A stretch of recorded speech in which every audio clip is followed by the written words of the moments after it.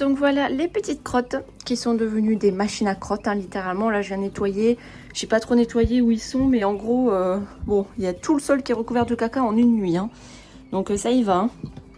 Lui il fait déjà dodo, faudra que je remette la plaque chauffante. Là, ils sont pas contents parce qu'il n'y a pas la plaque, mais il fait 24 là, donc ça va. Hein. Et cet après-midi il va faire 35 dehors, donc ici il va faire 30. Je pense qu'à un moment donné je pourrais peut-être éteindre la plaque chauffante, sinon ils vont crever de chaud. Donc voilà, donc ils ont 5 jours. 5 jours, ils grandissent ultra vite. Ils sont en train de faire les arêtes là, des petites plumes. Et lui, il a presque la plume déjà faite là. Enfin, l'aile entière là. Et voilà, ils grandissent super vite. Super bien. Voilà, donc ça c'est le parc jaune. Je vous montrerai les autres après. Là, je vais leur remettre la plaque et la nourriture. Donc voilà pour le parc rose. Les petits. Donc ici, vous voyez qu'on n'a plus de entièrement blanc dans ce parc, alors que normalement, j'en sortais toujours au moins un ou deux, notamment avec un point sur la tête, parce que la mère qui était toute blanche avec un point sur la tête est décédée. Et à ce moment-là, quand j'ai fait incuber, elle était déjà décédée, donc j'avais plus de ses œufs. Et du coup, je n'ai plus, vous voyez, de petits points sur la tête. Mais sa fille et son fils, qui ont tous les deux des points sur la tête, je les ai gardés, ils sont dans mes parcs de repro. Donc dans les futures incubations, je vais peut-être réavoir du coup des petits blancs avec points sur la tête. Et lui, il fait que gueuler, lui. C'est toujours le même. C'est toujours lui qui gueule. Hein. Il a toujours des choses à dire. Hein.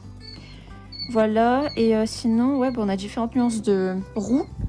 Là-bas, on a un petit qui a l'air quand même très roux. Donc peut-être qu'il va donner du beige, je sais pas. Ou est-ce qu'il va vraiment donner du roux? Parce que dans ce parc, j'ai un mâle qui est roux, donc qui est homozygote roux. Donc il est censé pouvoir faire du roux, transmettre le roux et avoir... je pourrais avoir des petits qui sont visuellement roux. Voilà, ils grandissent bien eux aussi. Je vais leur remettre la plaque et la bouffe. Et donc ici on a le parc bleu. Alors dans ce parc là j'ai eu pas mal de pertes. Je crois que j'en ai perdu 9 au total depuis la naissance, donc il y a 5 jours. En fait j'en perds genre 2 ou 3 tous les jours depuis la naissance. Quand je lève la plaque le matin ou quoi, il y en a qui sont en mode crêpe dessous, donc ils sont morts pendant la nuit. Je sais pas pourquoi, ils ont les mêmes paramètres de poussinière que les autres. Hein. Et non, je sais pas pourquoi, j'ai eu des pertes, j'ai aussi eu quelques pertes dans les autres poussinières. Bon, les premiers jours, ils sont tellement fragiles qu'ils peuvent mourir d'un rien, hein, littéralement, donc voilà, je sais pas pourquoi. Mais là, ici, particulièrement dans cette caisse, il y en a eu. Bon, mais je sais pas. Faudra que je vois dans les prochaines incubations si c'est propre à ce parc. Mais de toute façon, comme je vous l'avais dit dans de précédentes vidéos, les reproducteurs qui ont fait ces petits-là, ils sont pas tous, je ne les ai plus tous là. J'en ai gardé que quelques-uns. Et du coup, peut-être que j'aurais plus ces problèmes-là de, je sais pas, de mortalité suite à la naissance. Voilà, après c'est pas une hécatombe, hein, mais c'est vrai que d'habitude j'ai que très peu de décès les premiers jours, et là j'en ai eu un peu plus dans ce parc-là, quoi. Voilà, donc à surveiller, là pour l'instant, ils sont plus gros, donc ça a l'air d'aller. D'ailleurs, qu'est-ce qu'il a, lui? Il se fait taper, là? Lui, il est comme ça depuis la naissance, il a l'air d'avoir moins de duvet sur le côté gauche. Et lui, là, je sais pas ce qu'il a, là. Il s'est fait taper, peut-être. Non, ça a l'air rose. Peut-être qu'il a juste pas fait de duvet à cet endroit-là. Ouais, ils sont bizarres, ici. Ils sont bizarres. Donc voilà, j'ai fini de m'occuper de tout le monde. Ils ont à manger, ils ont à boire. Ils ont déjà remis de la paille. Je viens de nettoyer ça. Hein. Bon, c'est pas grave. S'il y en a un petit peu, c'est pas grave. Et donc, tous les matins, je fais ça. Je viens les voir. J'enlève la plaque chauffante. Je nettoie tout. Je leur remplis la bouffe s'ils en ont trop mangé, enfin s'ils ont presque tout mangé. Après l'eau, je vide la partie avec la paille et si je vois que là il en reste pas beaucoup, je re-remplis. Là c'est jaune parce que j'ai mis des vitamines. Là ils vont entrer dans la phase où ils vont commencer à chanceler là parce qu'ils vont pas mal grossir d'un coup et ça peut causer des comme s'ils avaient les pattes un peu faibles. Et ça m'a fait ça dans toutes mes dernières incubations, sauf qu'après ça se rectifie tout seul, hein, ils n'ont pas de problème adulte. Mais dans le doute, je leur mets quand même des vitamines pour les booster un petit peu pendant cette période où ils vont pousser, ils vont grandir à une vitesse. Alors en fait, vous les regardez, vous tournez le dos, vous les regardez, ils ont grossi en fait. Hein. Là, c'est abusé à quel point ils grossissent vite. Du coup, les vitamines, ça les aidera un petit peu à suivre le rythme en fait, à que leur corps suive ce rythme-là. Et voilà, voilà.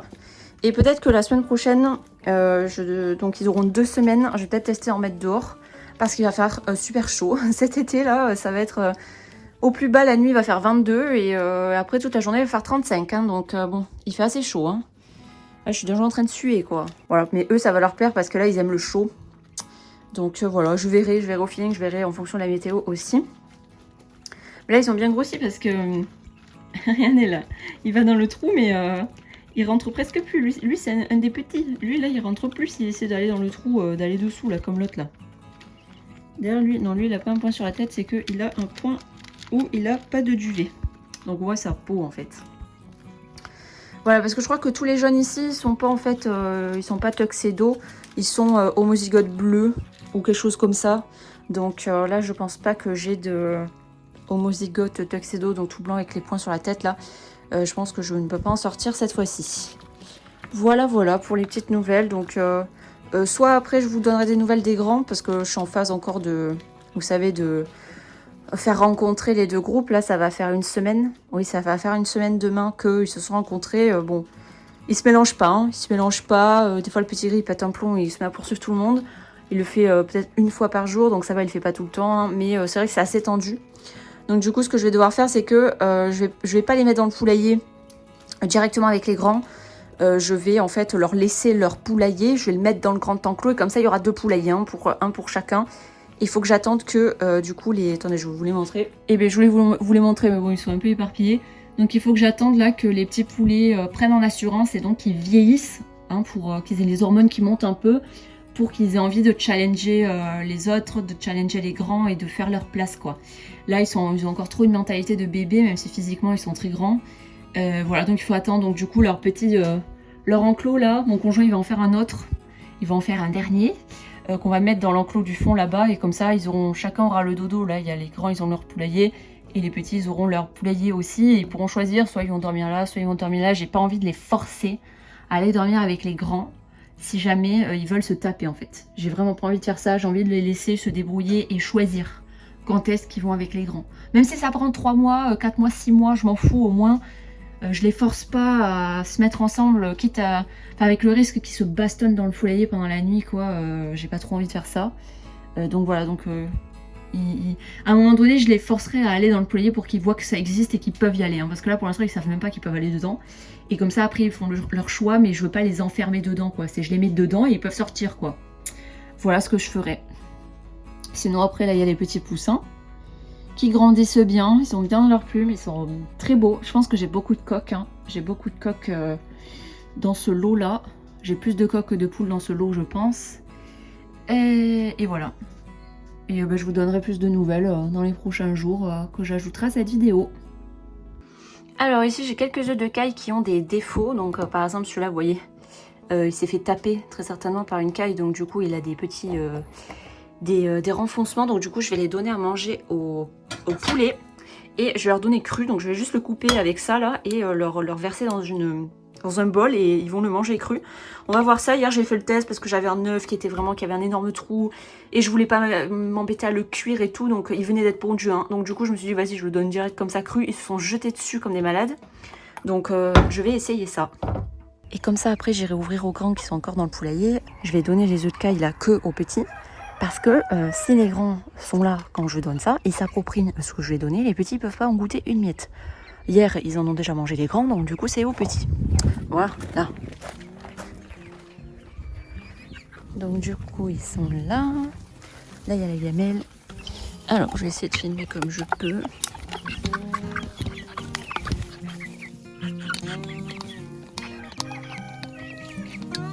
Voilà, je filme la gamelle.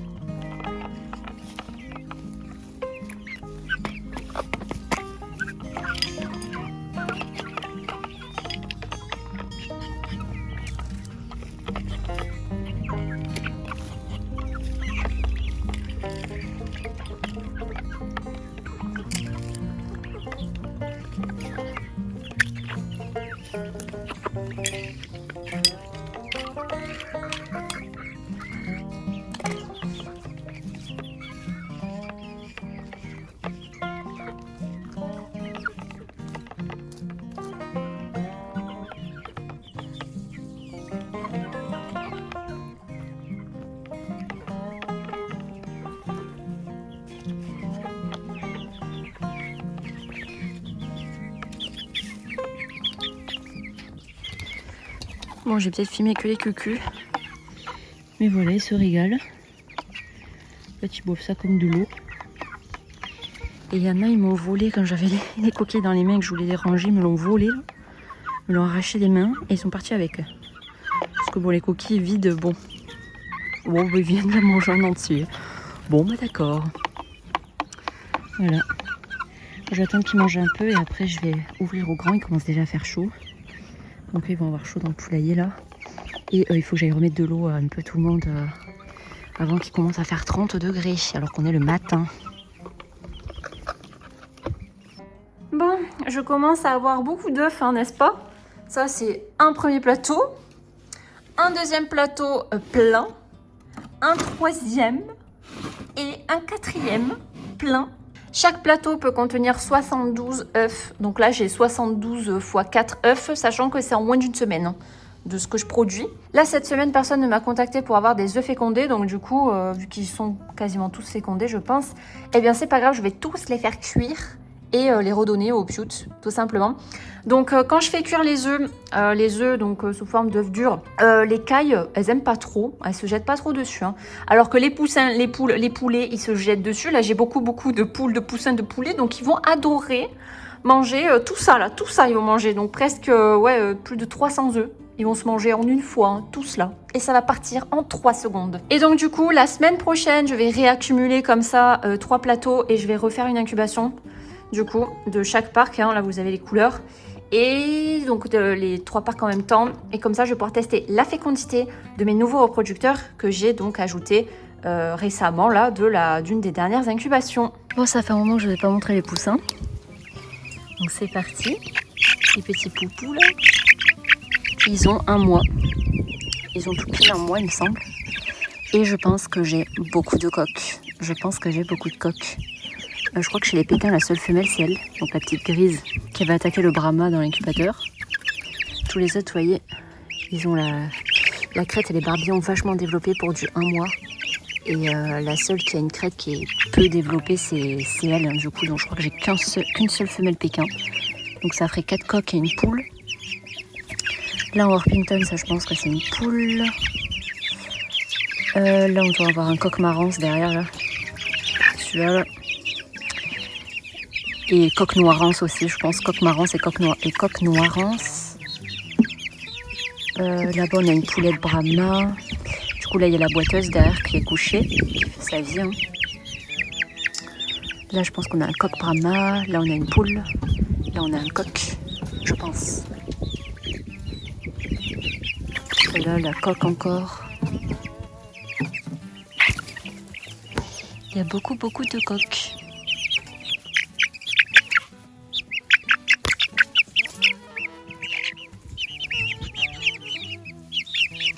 Chez Orpington, je crois qu'il y a 2 poulettes. Il y a elle, là, la fauve, et il y en a une noire à fauve à liseré noir. Les deux, là, je me demande si c'est pas des cocos, les deux, là. Donc de Orpington. Ouais. Et en marrance, la F2, alors ça, c'est Cotentine, je crois. Poulette, la Oliveger F2, je pense que c'est une poulette. Il y a de très fortes chances que je la garde. Donc elle, là, la noire. Arrête de me bouffer, toi. Voilà, là, on a un coq Brahma. Poulette Brahma ici, poulette Brahma là-bas. Et après, il se planque là-bas. Mais je pense que j'ai plus de coqs que de poules. Voilà. Celle-là, je vais la garder, je pense, hein. Sûr à 98%.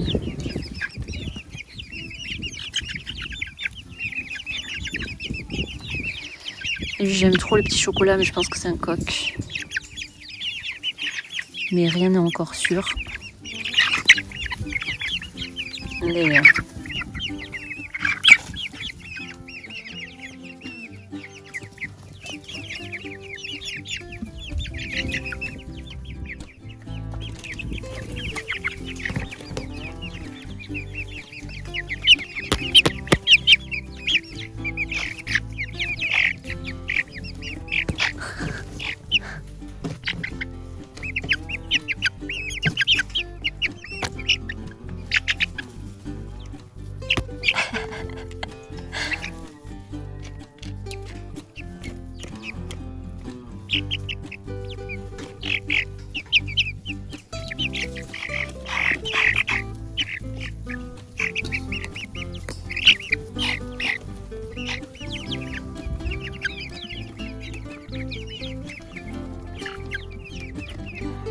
Voilà des petites nouvelles, des petites crottes qui ont une semaine.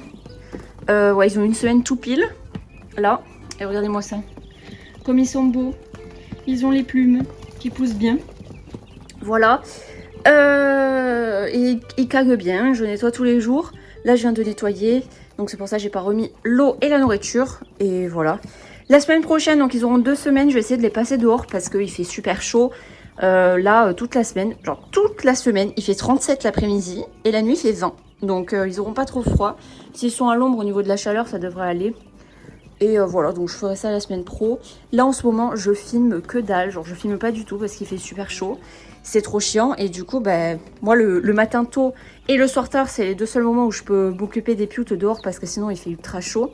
J'ai pas eu de perte, hein. C'est moins pire que la vague de chaleur d'avant, en fait, de fin juin, là, où il faisait 40, 41, 42. Là, il fait 37 maximum. En général, il fait 36 plutôt, 36, 37. Donc ça va. Les pioutes, je vois qu'ils sont pas trop en souffrance. Aux heures les plus chaudes, ils allaitent un peu, mais le reste de la journée, ça va. Mais pour moi, travailler dehors, nettoyer les litières et tout, nourrir, remplir et tout, quand il fait 33, 34, 31, 32, là, je ne peux plus, j'ai trop chaud parce que je suis en plein soleil en plus. Donc, eh bien, j'ai pas le temps de filmer et j'ai pas envie de filmer. Voilà, parce que je suis occupée à faire ces tâches-là quand c'est intéressant de filmer dehors. Voilà. J'espère que ça va s'arrêter en fait, la chaleur, parce que j'en peux plus. Enfin, c'est quoi ça, avoir 37, 38 tous les jours côté Bretagne, c'est quoi ça? Genre, moi, je suis habituée à cette chaleur puisqu'on a ça dans le sud. On avait ça dans le sud quasiment tous les étés, mais quand je vois les températures dans le sud, il fait moins chaud qu'ici, quoi. C'est n'importe quoi, hein. C'est n'importe quoi. Donc voilà. Et là, je m'attarde pas trop sur les coloris, hein, parce que c'est pas très clair ce qu'on voit là. Et parce qu'en plus, j'ai l'impression que tout le monde s'en fout quand je parle des coloris, donc des gènes de couleurs. J'ai l'impression que c'est pas quelque chose qui vous intéresse particulièrement. Donc voilà, j'en parlerai peut-être vite fait. Comme ça, ceux qui sont intéressés quand même, ils ont un point sur les gènes de couleurs impliqués. Et puis parce que j'ai quand même des objectifs derrière les naissances où j'ai envie de faire ressortir plus souvent certains coloris. Et donc c'est comme ça que je choisis mes reproducteurs en fonction de leurs gènes. Donc bon, si vous voulez avoir le cheminement de pourquoi j'ai choisi tel ou tel individu, c'est bien quand même de comprendre derrière que c'est parce qu'il a certains gènes qui, en interagissant avec d'autres gènes de mes autres reproducteurs, ça peut donner telle ou telle couleur que je recherche, tout simplement. Voilà. Ils sont tout mignons. Ils grattent dans la paille, ils sont contents. Bon, je vais leur remettre l'eau et la nourriture. Et je vais nettoyer les autres caisses. Je vous montrerai pas. Je vous montrerai pas non plus les autres caïtos parce qu'au niveau coloris, comme j'ai dit, c'est pas très marquant. Donc quand leurs plumes seront plus développées, on verra vraiment bien les coloris. Là, je les montrerai plus les autres parcs. Mais là, c'est juste pour vous montrer l'état de croissance, qu'ils grandissent extrêmement vite. Ils ont qu'une semaine là. Hein. Et c'est impressionnant chez Keto la croissance. Là, j'ai pas eu de problème de pied chancelant. J'ai pas l'impression qu'il chancelle. Après, ça peut venir plus tard. Mais j'ai l'impression que ça va là. Et il y en a aucun qui chancelle. Ou un tout petit peu, mais ça va se rectifier en grandissant plus. Donc voilà. Ah, le petit ré vient de chanter. Je l'ai pas encore sorti. Et là, vous voyez, il y a des caïtos qui sont tout petits. Genre tout petits, tout petits. Et je pense que c'est les petits des cailles du supermarché, du coup. Les cailles issues des œufs du supermarché. D'ailleurs, un peu, je pense que celui-là, là-bas, il a l'air d'être Isabelle. Donc voilà, vu que j'ai reproduit ces cailles-là, donc les cailles issues des œufs du supermarché qui sont toutes petites, j'ai gardé que les femelles, je les ai fait reproduire avec mes mâles qui sont plus gros. Donc normalement, ça devrait faire augmenter un peu le poids des petits par rapport aux parents. Vous voyez là, la différence de taille. Et sachant que lui, je pense pas que c'est un des plus gros que Kaito. Hein. En général, les Kaito associés à ce coloris-là ne sont pas énormes parce que la mère qui donne ce gène-là n'est pas très grosse. Voilà. Donc, je vais faire une sélection assez stricte. Même lui, vous voyez, il est tout petit. Il est tout petit, donc lui, ça peut être issu, pareil, des cailles du supermarché. Et du coup, en caille du supermarché, je vais pas... En petit issu des cailles du supermarché, je ne vais pas obtenir que du Isabelle, malgré le fait que ces cailles-là soient Isabelle, parce qu'elles sont reproduites avec des mâles de coloris divers et variés, qui fait que les petits, ils peuvent récupérer le coloris du mâle. Et donc, en fait, ça fera un petit qui est tout petit, mais qui est du coloris du père. Vous voyez, qui a la taille de la mère, mais avec le coloris du père. Et moi, mon objectif, c'est d'avoir la taille du père avec le coloris de la mère. Et donc, va falloir faire beaucoup d'essais, beaucoup de naissances pour réussir à obtenir ce combo-là. Voilà, parce que grossièrement, c'est pas du tout comme ça que ça se passe, mais grossièrement, on peut dire que un gros mâle, par exemple foncé, et une petite mère claire, et ben on peut obtenir un petit qui est petit et clair, gros et clair, petit et foncé et gros et foncé quoi en gros. Hein. Même si c'est pas du tout comme ça que ça marche. Voilà, donc moi là mon objectif c'est d'obtenir du gros clair parmi les 4 possibilités quoi en gros. Voilà, sachant qu'il y a plus de possibilités que ça parce qu'il y a les gènes de couleurs qui se mélangent et qu'il y a plusieurs gènes superposés, etc. Donc en fait, il y a beaucoup plus de combinaisons possibles. Et moi, si je veux uniquement le Isabelle en grand format... Qui c'est qui crie là? Ça y est, vous allez m'empêcher de parler. Vous allez... C'est à votre tour, vous, là, de m'empêcher de parler. Oui, donc je disais, il y a beaucoup plus de possibilités, en fait, de sortir autre chose.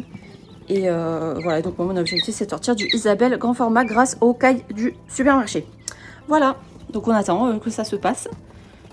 Et voilà, ils grandissent bien.